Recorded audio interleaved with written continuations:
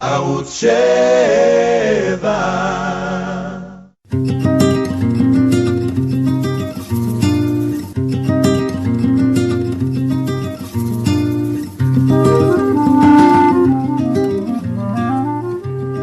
Hello and welcome to Life Lessons. This is Judy Simon. You are tuned in to Israel National Radio, Arutz Sheva.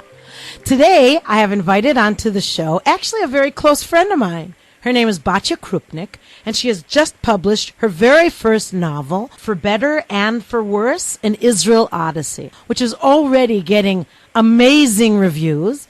Batya herself made Aliyah from Chicago. She's going to tell us her story in a minute. Batya, thank you so much for joining us on the show today.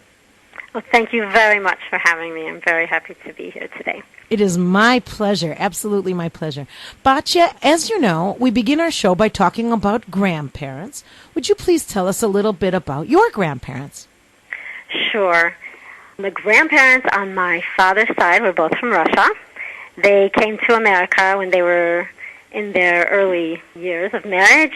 When they came to Ellis Island, the last name was Schneiderman, but at Ellis Island, as you know, very many Jews that came abroad from Europe had to change their last names. They were considered too long or too Jewish or I don't know what, so they ended up changing their last name to Snyder. I didn't see those grandparents very much because they moved to California. My grandparents on my mother's side, my grandfather was from Poland, my grandmother was from Romania. They also came over. They were younger. My grandmother, I know, was religious. When she was in Romania, her family came. She had a family of 13 kids. Wow. Not all of them survived back then. Many of the children did die of diseases and other things.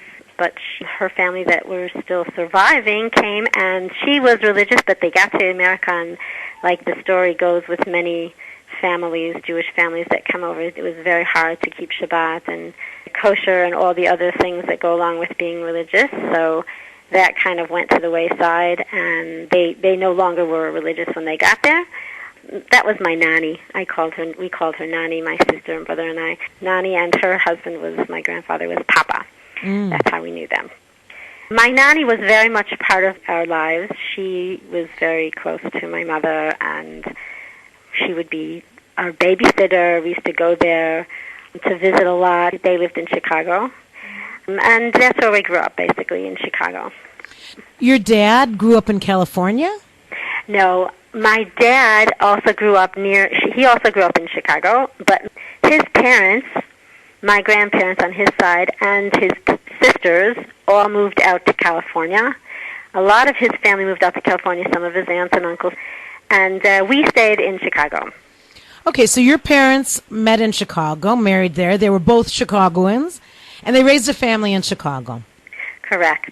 Yes, we lived in West Rogers Park, which was a pretty Jewish neighborhood. Actually, the schools that I went to, both grammar school and high school, was predominantly Jewish, not religious, but Jewish. We did have some Koreans, and we had a lot of other groups there too. But in fact, I remember in Boone School a very funny story. My grammar school. We boys and girls went to school together, and one of the boys was an Armenian boy. And whenever the Jewish kids would take off for the high holidays, Rosh Hashanah and Yom Kippur, we had to just give a note from our parents saying we weren't going to be there. And most of the kids didn't go, whether they were religious or not. Most of the Jews didn't go. An excuse to take off and this school. Armenian boy decided to get on the bandwagon, and he would write notes from his parents in his own handwriting saying, this boy, I'm not going to say his name, but anyway, it was a very non-Jewish name, is going to be away for the Jewish holiday today. I remember all the teachers would just look at him like, oh, this is quite interesting. But that's what it was like in our schools. So, Batya, you grew up in a Jewish neighborhood, though your family was not religious. You went to a public school, but did you go to some sort of an after-school Hebrew school program or anything? So we did go. My brother, I have two siblings, an older brother and sister, and we all went to Sunday school at a Reformed synagogue, and we did go to Hebrew school 2 afternoons a week. I learned maybe a little bit from the Hebrew school, but it was very, very, very basic. But we did go to Sunday school. We learned, the basics also there of Judaism. Batya, did you feel connected to your own Judaism? Well, in my family, we would celebrate some of the holidays to a certain extent. You know, for Passover, we did the first part of the Seder and up to the meal, and, you know, then that was it. And for Hanukkah, we did light candles and have presents. We didn't really go to pray at the synagogue except for on Rosh Hashanah and Yom Kippur. Mm-hmm. Although I remember I was in the choir at the Temple Menorah in Chicago. So on Shabbat, on Friday nights, we would come and sing, you know, with the microphone and the organ and everything. Mm-hmm. And I remember then my parents had to come one Friday night because they wanted to hear me. And I don't know, as a child, I have no idea how they felt about that. I'm sure they were feeling a little bit funny, like they'd never really come to services before on Friday night. But basically, Judaism wasn't really the focus of our lives. We didn't have, you know, daily connections to it. We knew we were Jewish, and you know, my mother's big thing was to always marry somebody who was Jewish. That's the thing she really cared about the most. But because we kids didn't really feel that connected, that wasn't an important thing. So, Batya, what was it that sparked your interest in Judaism? That only came after I ended up going to Israel. I wasn't interested in becoming more religious or learning more about Judaism, but I ended up going to Israel. My friend from college was going, and we said, okay, well, I'll go too. In the end, we didn't end up going together. I ended up going on my own, and I had a friend who I knew from kindergarten who had become religious and moved to Israel, and she actually joined the army. She became more religious in Israel, but she did get closer to Judaism when we were in Chicago, and I said, I'll go visit her. And the visit turned out to be much more than just a visit.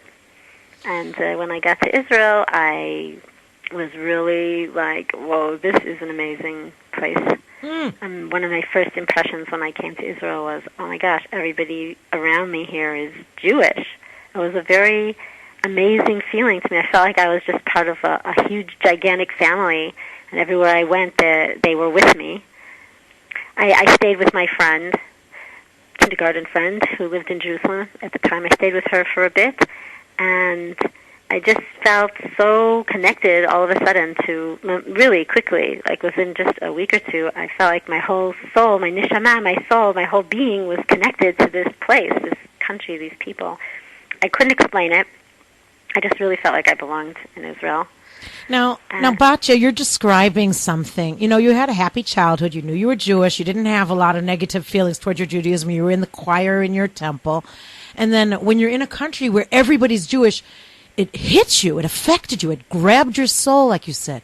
Why? Is it something actually, the truth is I did not really feel so comfortable back in the States, in America. I kind of felt a little bit like I didn't fit in as much as everyone else around me seemed to. Like somehow I didn't feel like I was the same. I remember in college thinking, well, there's got to be a lot more to life than what I'm living right now. I couldn't explain what I was feeling like. I missed something, like something was missing or something. I was just different in some ways, you know. Did you have any anti-Semitic experiences when you were young? Well, actually, that's kind of like what I was about to just say, that there were quite a few different experiences that I had that kind of, in some ways, pushed me towards feeling more Jewish, because I had encountered quite a few anti-Semitic and disturbing experiences, both in grammar school and in college, and I felt more inclined to defend myself as a Jew and Judaism in general because of them. You know, things like, you know, I would see swastikas written on the lunchroom tables, or I remember once I was in somebody's house and she was giving us a tour, and there was a huge black swastika on the wall of her parents' bedroom. And I've been involved with, you know, Jewish jokes, kids that would say Jew jokes, like really horrible Jew jokes in front of us. Oh, you're not Jewish, are you?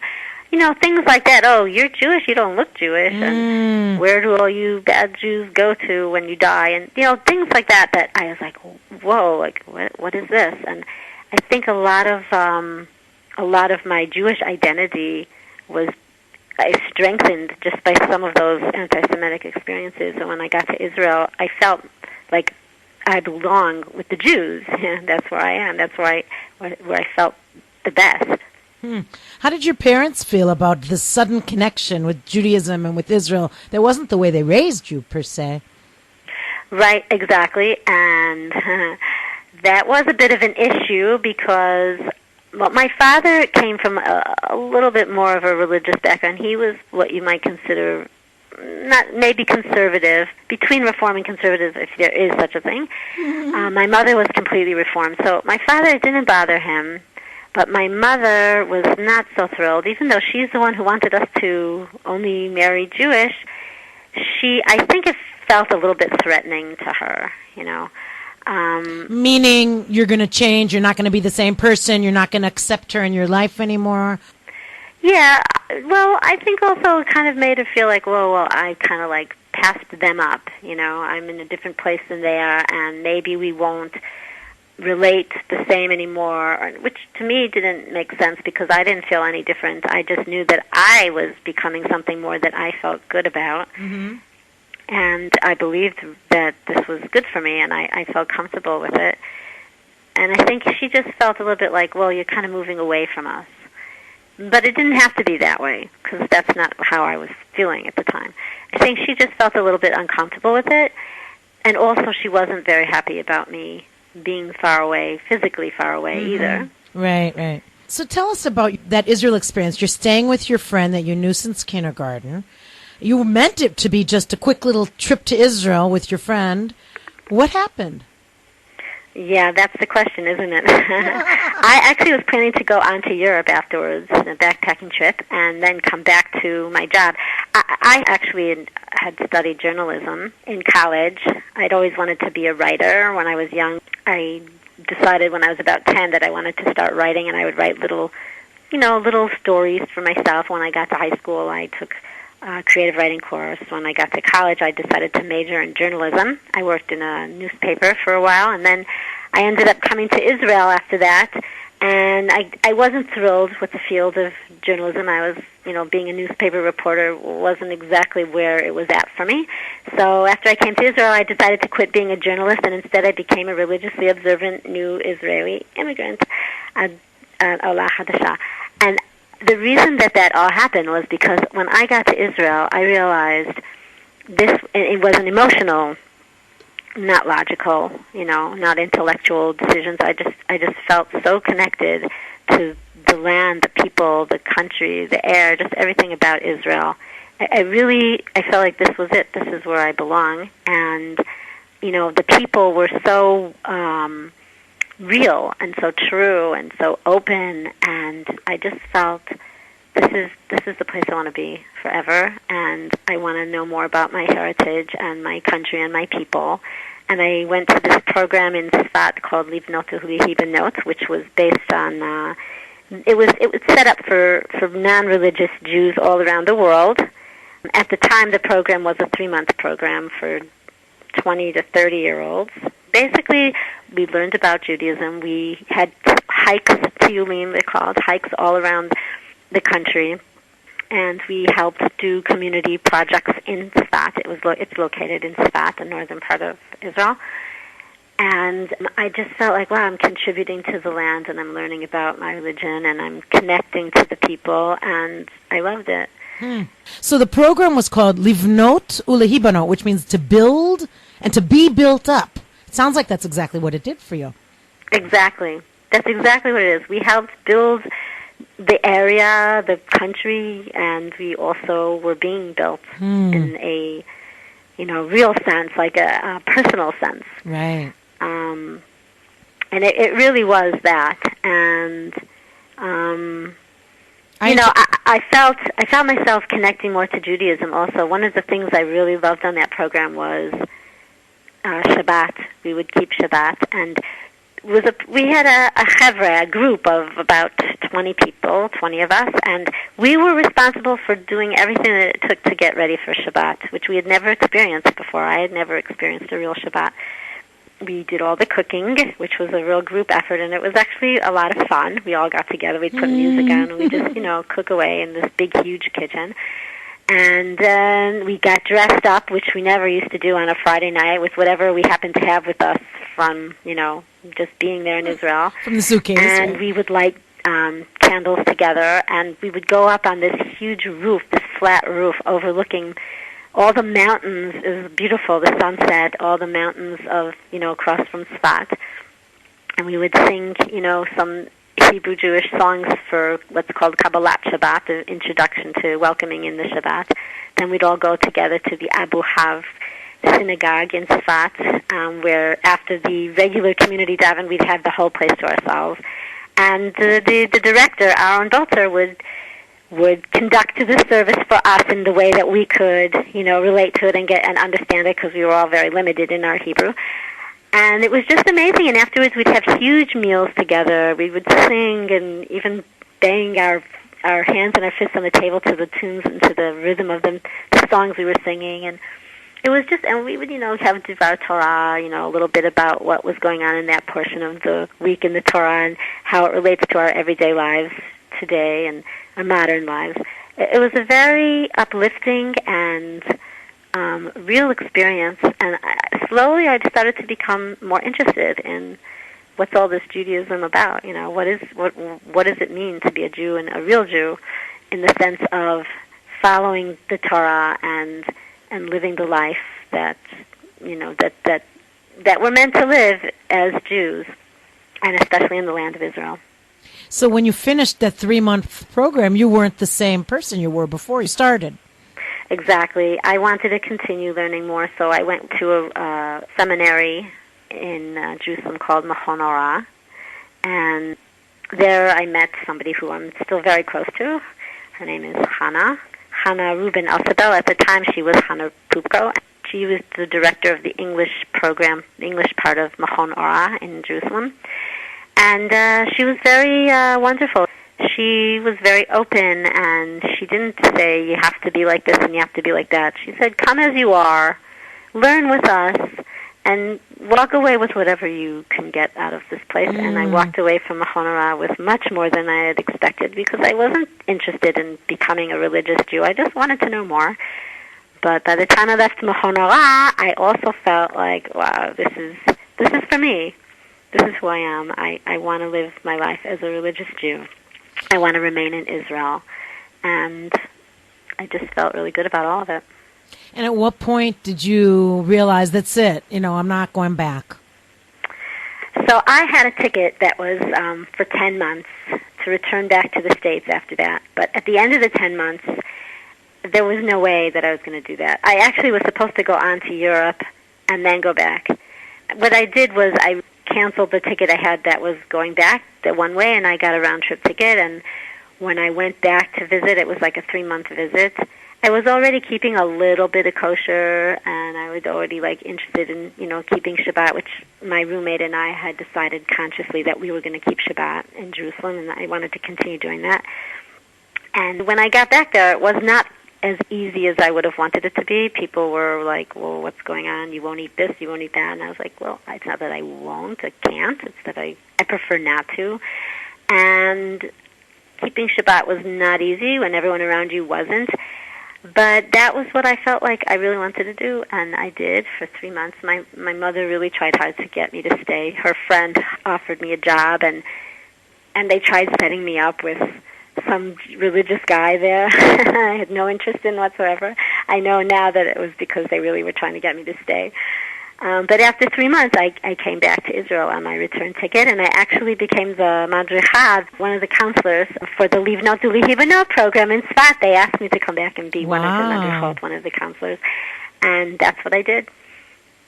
And then you married and built your life in Israel. Well, after that, I rented an apartment in Yerushalayim after the Sfat program. After I was finished with the 3 months of being the counselor in Sfat, I went to Yerushalayim. I rented an apartment with some other girls. I went to Opan to learn Hebrew better. I worked at different jobs. And only about 5 years later, I'd been in Israel for 6 years already, then I got married to my husband, and we moved to the hills of Judea and Samaria to a yeshuv, a town called Beit El. We had 5 children, and basically that's where I am to this day here in Beit El. We just really loved the community. When we came, was only 300 families. Now we have a community of about 1,200 families. Wow. Which is, yeah, approximately 7,000 or even maybe more now, 7,000, 8,000 people. Incredible. Really starting to develop here. This is where the dream that Yaakov had in the Torah, Jacob's dream with the ladder going up and down to heaven, which we just read about in this past week's Torah portion. Right, exactly. This is the spot that it all happened. Living in Judea and Samaria is just amazing in itself. There's so much Jewish history here that's from the Tanakh, from the Torah. There's so many things that happened in the Torah in this area, in Judea and Samaria. I mean, there is all over Israel for sure, but a lot of the stories that you learn about that happened way back then, thousands of years ago. In fact, here in Beit El, there's this tower, water tower, that you can go up on and look all around the country from the north to the south on a clear day, almost as well as Avraham Avinu did. Batya, you had mentioned that when you started getting connected to Israel, your family was hesitant. Your father was less so, but your mother was very hesitant about you living so far away, and maybe you had become a different person. But after years of seeing how happy you were and raising your family, did your mom ever come around? Did your family ever become comfortable with your decision to live in Israel? Oh, so actually that's a good question. In the beginning, I was the one who would go to visit in the States, but then after I had children, my mother would come. In fact, for quite a few years, she came for a visit every year. Yeah, she understood that this was going to be where I was making my life, and that I felt very good here, and this was my home. And that's a hard part, to say, well, now that is your home instead of where you grew up.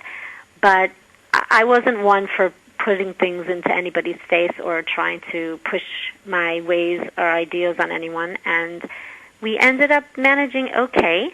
My parents were very happy that I was happy, and my brother and sister, my brother's motto was, well, whatever makes you happy. We all managed okay. It really went fine, and I think for anybody out there who ever wants to make Aliyah and is worried about, well, I'm not going to be able to do that because my family won't forgive me or we won't be close anymore, my answer to you is that there are many ways today to remain close. It's not just sending letters through the mail anymore. There's so many different ways of being in touch today and bring you closer. Even Skype is like you're right there in the same room. And if there's a will to stay close with the family, then it will happen. And when you stand up for what you really believe and you really want for yourself, people come around and they respect you for that, and eventually things do work themselves out. So it's good. It's a good life that you chose for yourself. Yeah, I think so. Okay, so we come to the end of the first half of the show. We're going to talk in the second half of the show about the novel that you wrote. And the novel is called For Better and For Worse, an Israel Odyssey. So stay tuned. We'll be right back.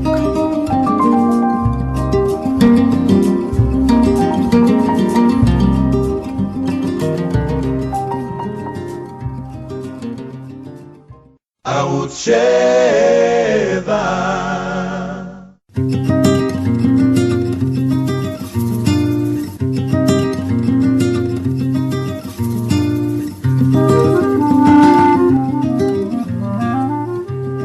We're back with the second half of Life Lessons. We're in the middle of a conversation with Batya Kroopnick.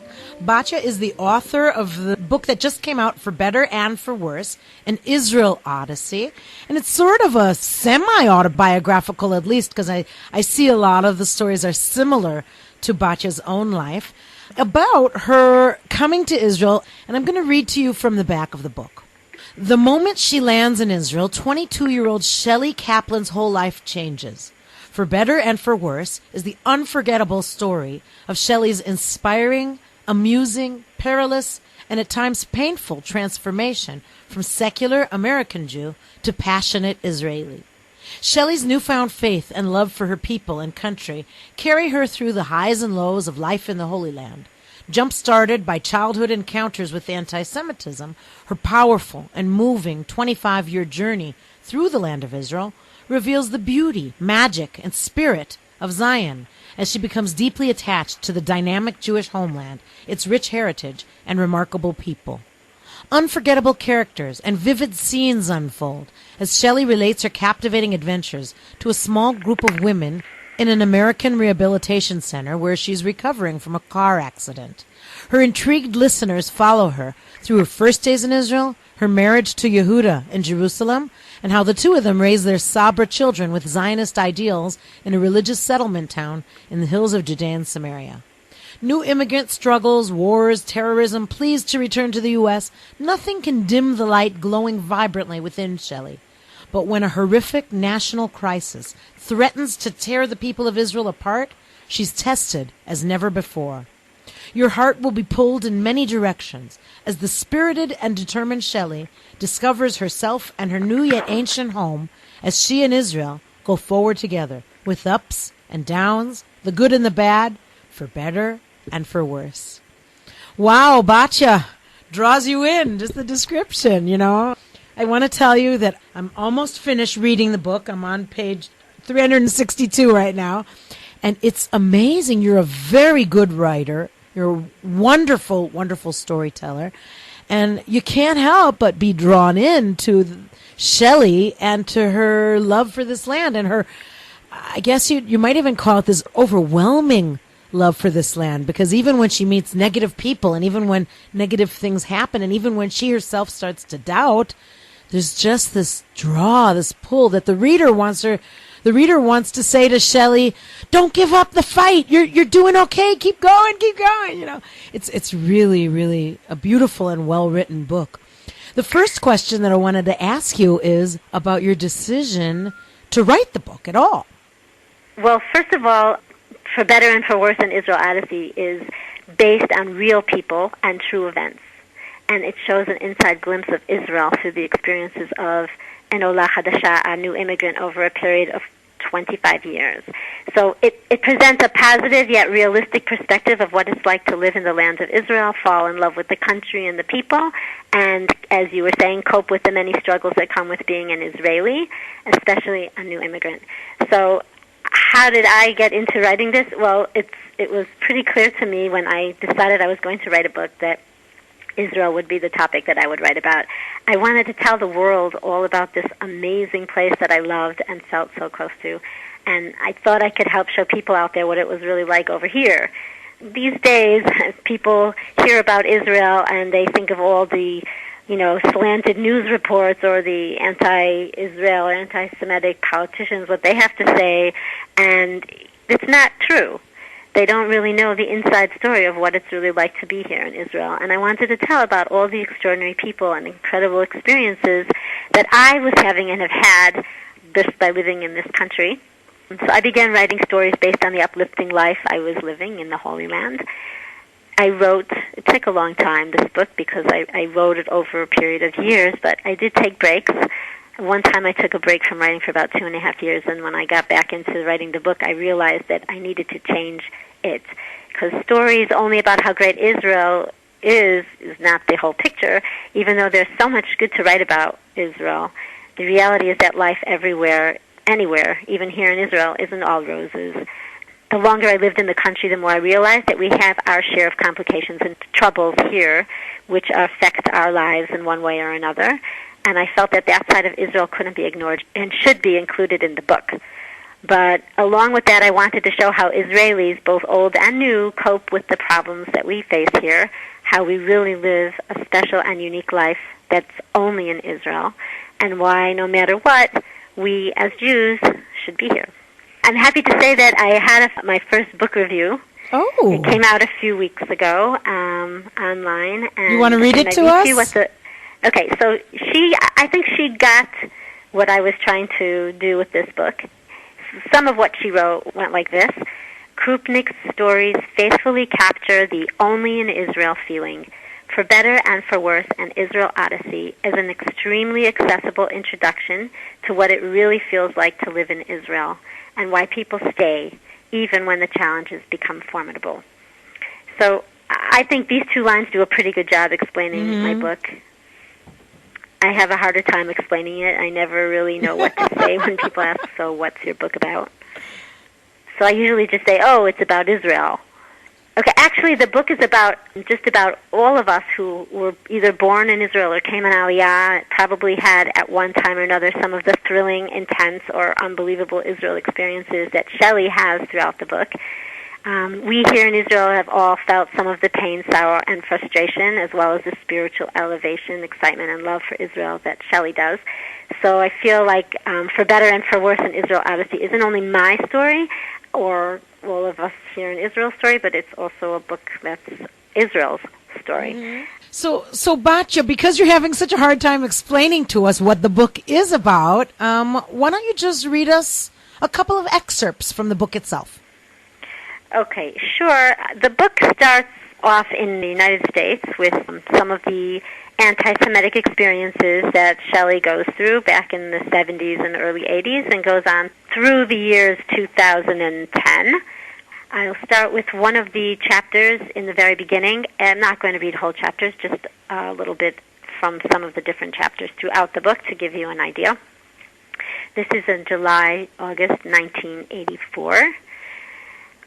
Israel, one of the editors blurted out in disgust, "Why would you take a vacation there?" "Yeah, why there?" A female reporter echoed the question with matching revulsion. Here we go again, I thought.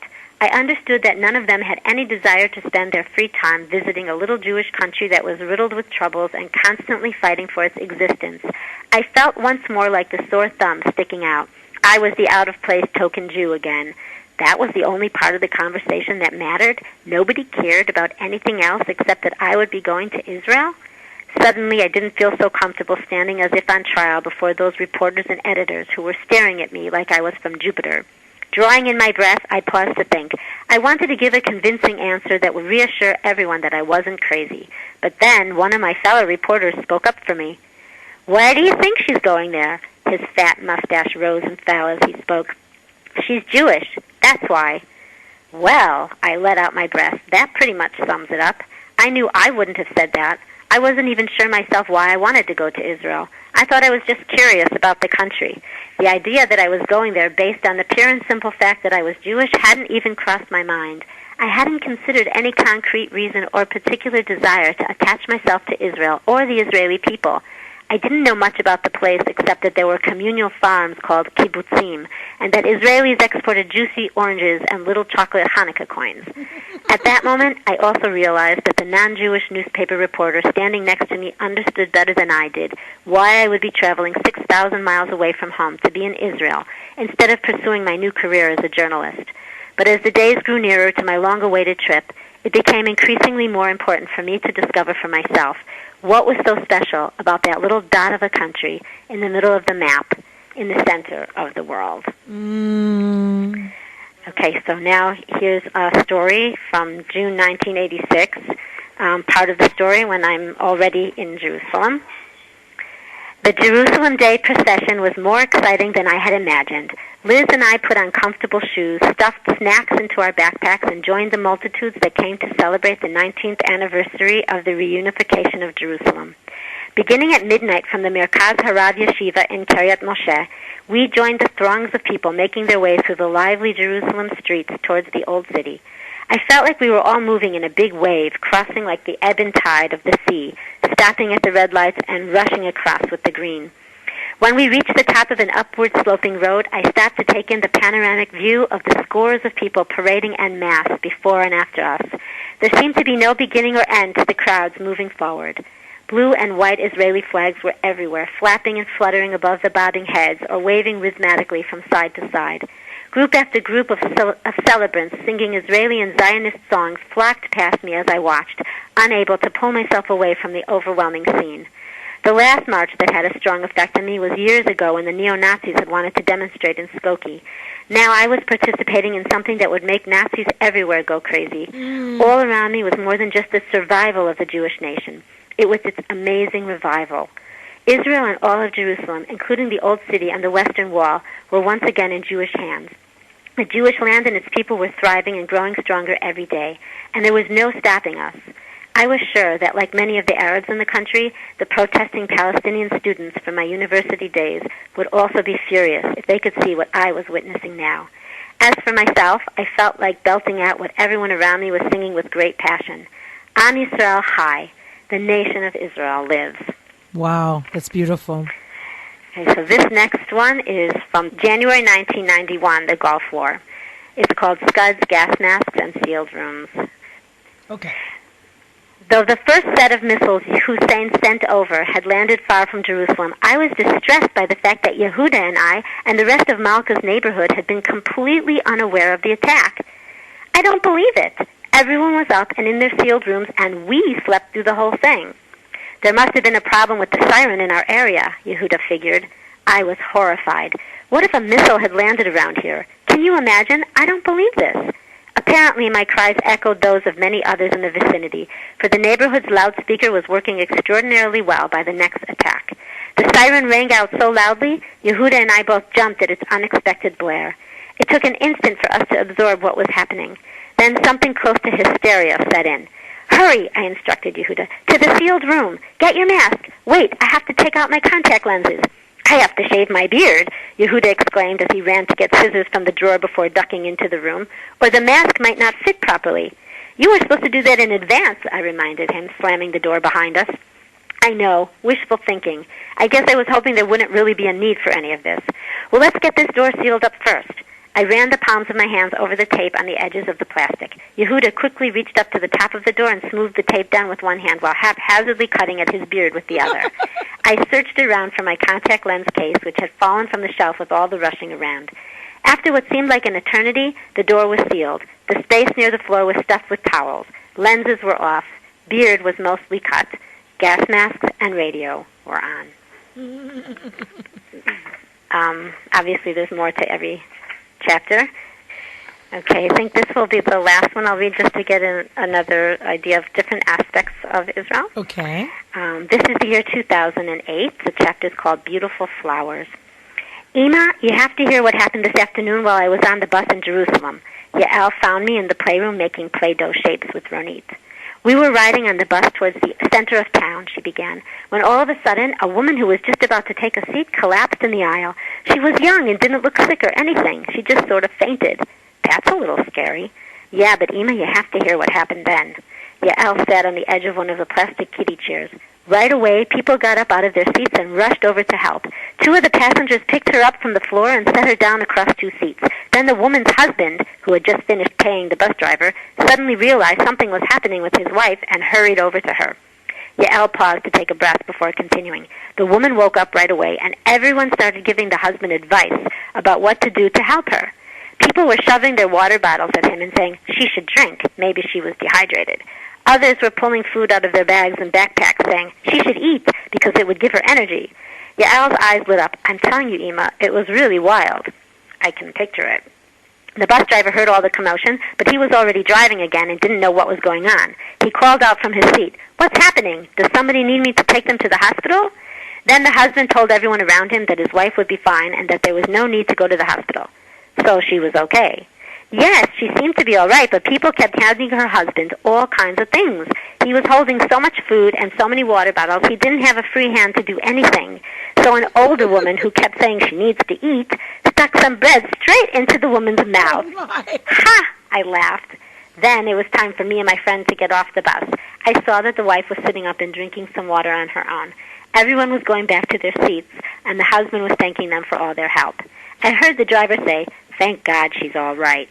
I guess he was glad he didn't have to rush the bus to the hospital. So that's just part of that story. Of course, Great stories. It's like they're little vignettes about life in Israel, but real life in Israel, including the crazy stuff, the beautiful stuff, the good stuff. I really love it. Right, exactly. I think that one of the things that I think is special about this book is that there's inspiring, funny, and also thought-provoking stories. And that Shelley and her family and her friends, they remind us just what we have here in Israel. Because, you know, we can forget or take for granted all that Hashem has given us in this little country.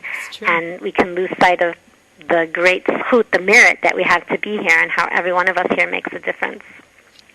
I remember after Yosef, my husband, and I were married, we went to visit our families in the States, and I was sitting in the living room with one of our family members, and who asked me why we had to live so far away.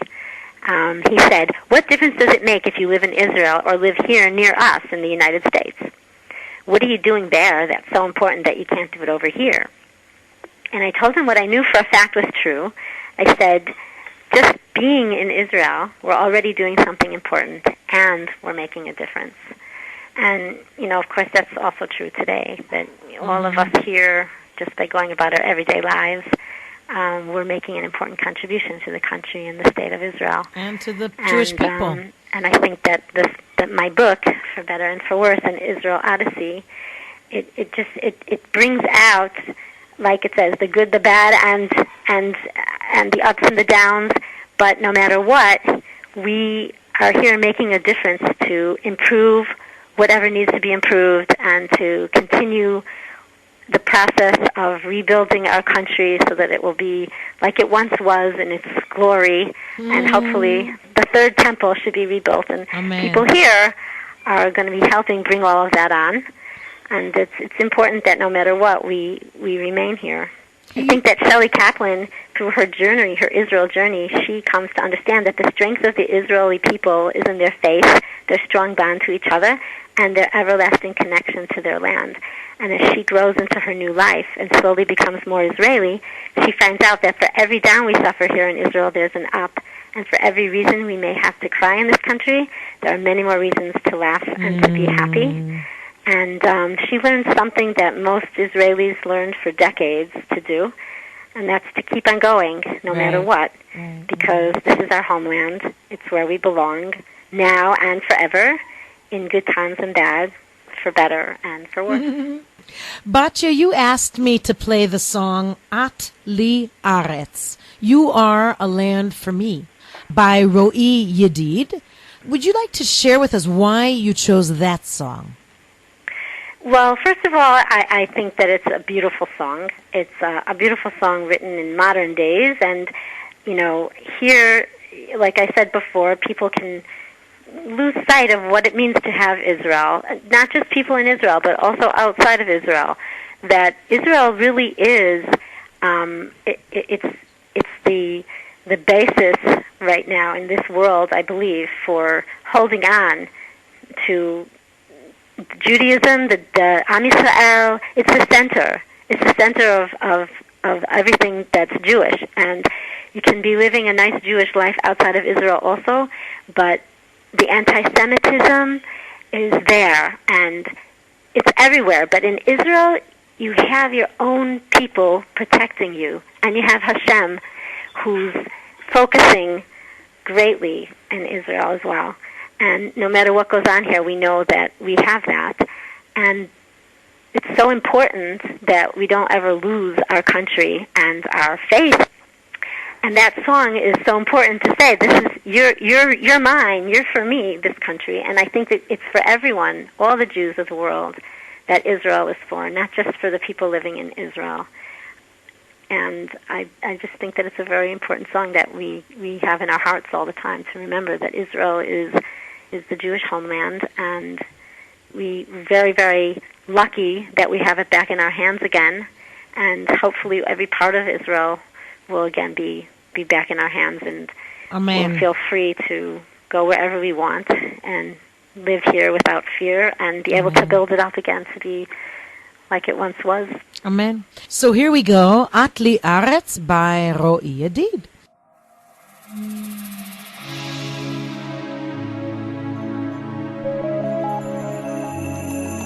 זה אני אשר בוכה עלייך, מרוב כאב אני שותק, מנסה לתפוס ידייך, אך בכוח מתנתק. את מארץ, את מקלט ובית, עלייך אני לא אוותר. את אצלי בלב פועמת, אין לי שום מקום אחר. מלמעלה אלוקים רואה ושומע, מלמעלה אלוקים רימותיה. מחר אור חדש יזרח, בכל מקום הלב יפרח, עוד נראה אותך שלמה, אני מבטיח לך מחר. ישובו הילדים אחרי שנות נדודים, את רק שלהם והם גם רק שלך. שנים רבות עלייך כאן נלחמנו, על אדמותייך דם נשפך, חיילים טובים איבדנו, לא נשכח ולא נסלח. חולם עלייך אהובה מושלמת, עוד נבנה את החורבן. יונה צחורה עכשיו רושמת שלום בשמי כחול לבן. מלמעלה אלוקים רואה ושומע, מלמעלה אלוקים עוקר ונוטע. מחר אור חדש יזרח, בכל מקום הלב יפרח, עוד נראה אותך שלמה, אני מבטיח לך מחר. ישובו הילדים אחרי שנות נדודים, את רק שלהם והם גם רק שלך.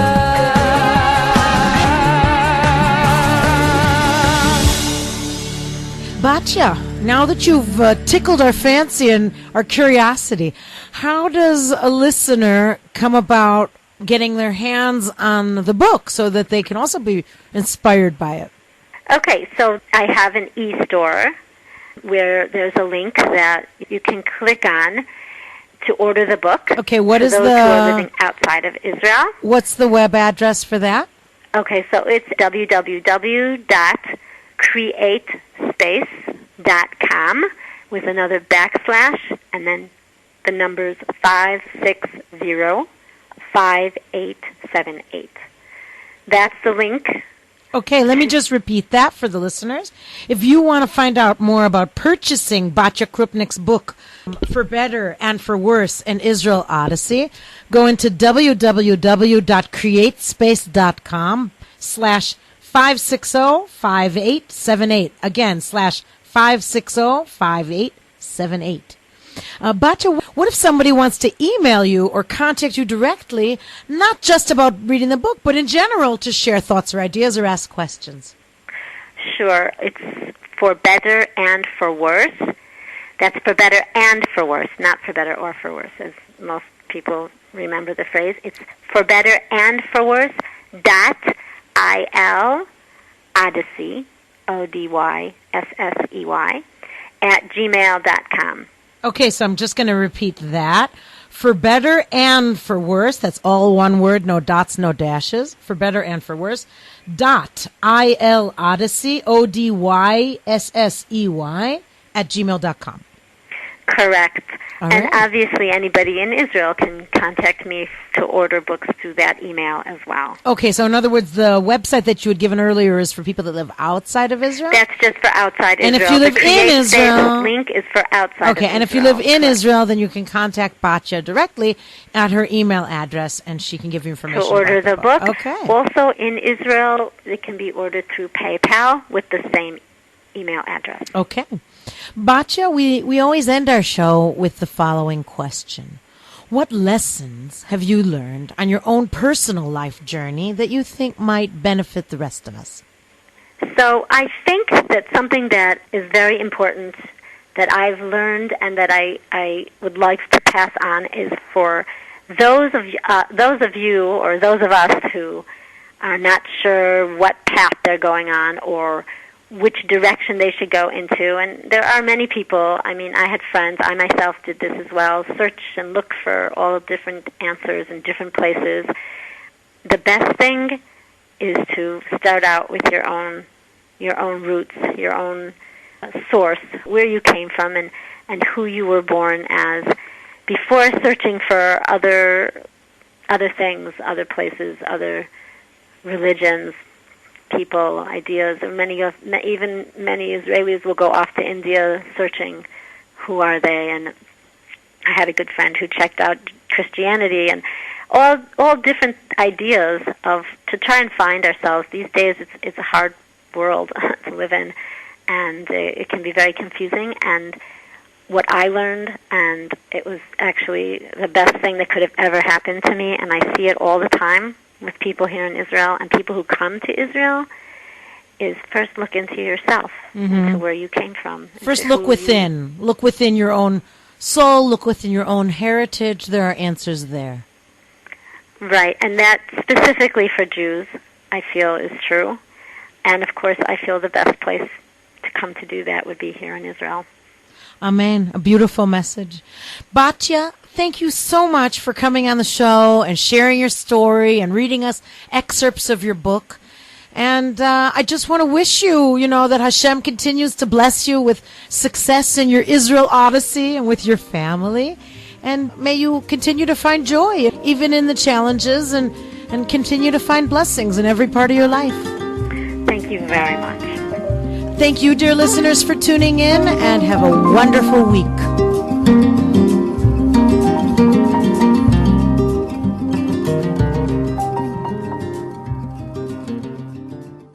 ערוץ 6